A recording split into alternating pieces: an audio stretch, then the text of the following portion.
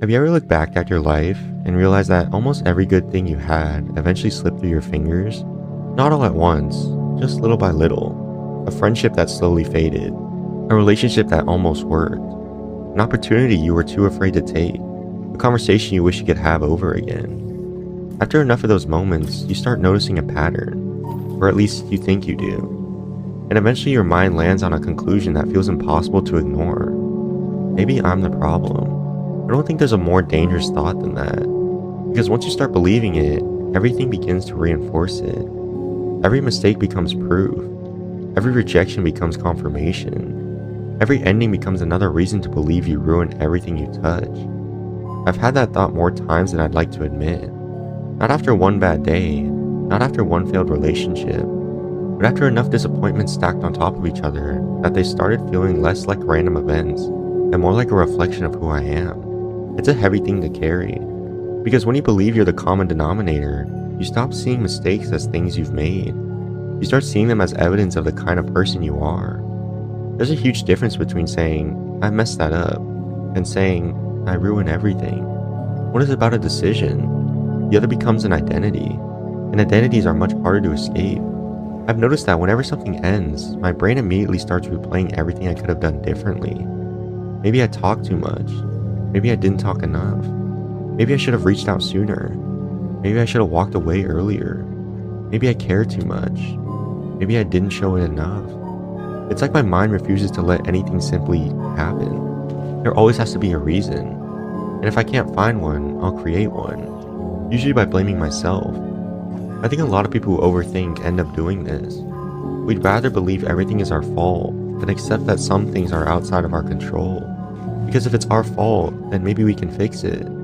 Maybe next time we'll say the right thing, make the right decision, become the right person. There's something strangely comforting about believing you're the problem. Not because it feels good, but because it creates the illusion of control. If I ruined it, then maybe I can stop ruining things. But what if that isn't true? What if some things end no matter how careful you are? That's the part I've struggled to accept. Because I've spent years trying to become easier to love, easier to understand, easier to stay with. I've become more patient, more understanding, more careful with my words. I learned how to apologize quickly, how to avoid conflict, how to make sure everyone else was comfortable. And still, some people left. That realization forced me to ask myself a difficult question. If I changed everything about myself to keep people around, and they still left, was I ever really the reason? Or was I simply trying to carry responsibility that never belonged to me? I don't know. I still wrestle with that. Because when enough things go wrong, it's hard to personalize them. I've had friendships end. I've had connections disappear. I've had people slowly become strangers. And every single time there was a part of me convinced I could have prevented it if I had just been better. Better at communicating. Better at listening. Better at understanding. Better at being enough. That phrase, being enough, I think that's what this is really about. Because saying I ruin everything usually isn't about everything. It's about the fear that no matter what you do, you'll never be enough to make people stay. That's the thought sitting underneath all of it. And it's painful because it starts affecting things that haven't even happened yet. You stop getting excited about new people because you're already imagining how you'll mess it up. You start believing compliments because you assume people just haven't seen the real you yet. You hesitate before opening up because you're convinced they'll eventually leave once they know you well enough. It's exhausting. You're constantly preparing for endings before anything has even begun. I've caught myself doing that more times than I can count. Someone starts getting close to me. Instead of enjoying it, I'm already wondering how long it'll be before I ruin it. Not because they've given me a reason to think that, but because my own mind has. And eventually you realize you're living two lives. The one that's actually happening, and the one your anxiety keeps predicting.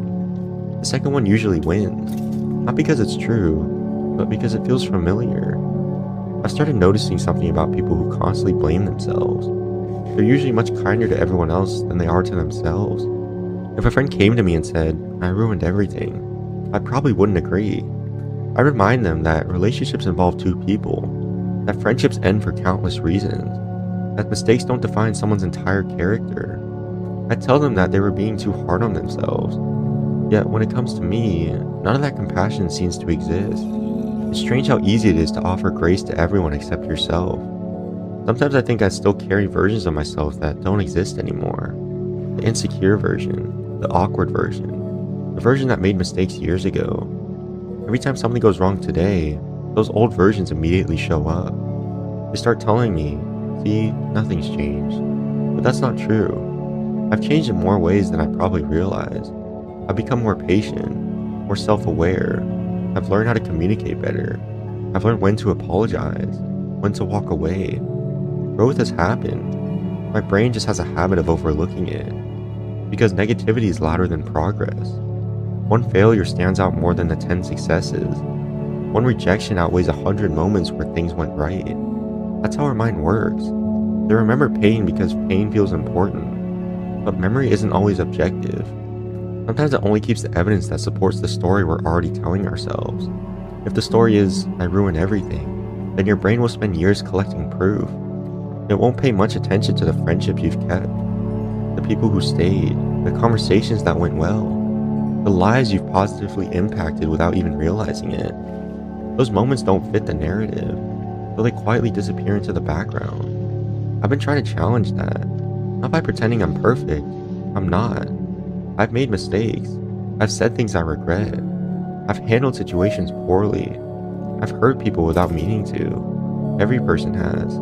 But making mistakes and ruining everything aren't the same thing. One is part of being human. The other is a story fear tells you after enough disappointment. I think we underestimate how much shame changes the way we see ourselves. Shame doesn't just make you feel bad. It changes your identity. It convinces you that you're fundamentally flawed instead of temporarily struggling. It tells you that every ending is proof, every rejection is proof, every failure is proof, until eventually you stop asking, what happened? And start asking, what's wrong with me? I've asked myself that question before, more than once, and every time it led me further away from the truth. Because the truth isn't that I've ruined everything. The truth is that I've been trying to make sense of experiences that hurt. Blaming myself gave those experiences an explanation, even if that explanation was unfair. Lately I've been wondering how many good things I've almost destroyed simply because I expected to destroy them. How many opportunities I hesitated on. How many people I kept at a distance. How many conversations I never had because I assumed I'd eventually mess them up anyway. Sometimes the belief becomes the thing that creates the outcome. Not because it was true in the beginning, but because we started acting like it was. I don't want to keep living like that. I don't want every new chapter to be judged by old endings. I don't want mistakes to become my identity. I don't want fear to convince me that I'm impossible to love or impossible to stay with. Because if I really look at myself honestly, I haven't ruined everything. Some people left, some things ended, some opportunities didn't work out, but there are also people who stayed, lessons I learned, moments I'm proud of, versions of myself that fought through things I never thought I'd survive. Those deserve to be remembered too. Maybe I haven't been giving myself enough credit for the ways I've grown, because I've been too focused on the things I'd wish I'd done differently. Maybe healing isn't convincing yourself you've never made mistakes. Maybe it's learning that your mistakes don't get the final word on who you are. I'm still figuring that out. There are still days when something goes wrong and my first instinct is to blame myself. There are still nights when I replay conversations I can't change. There are still moments where that old voice comes back and whispers, you ruin everything. But lately, another voice has started answering it. A quieter one.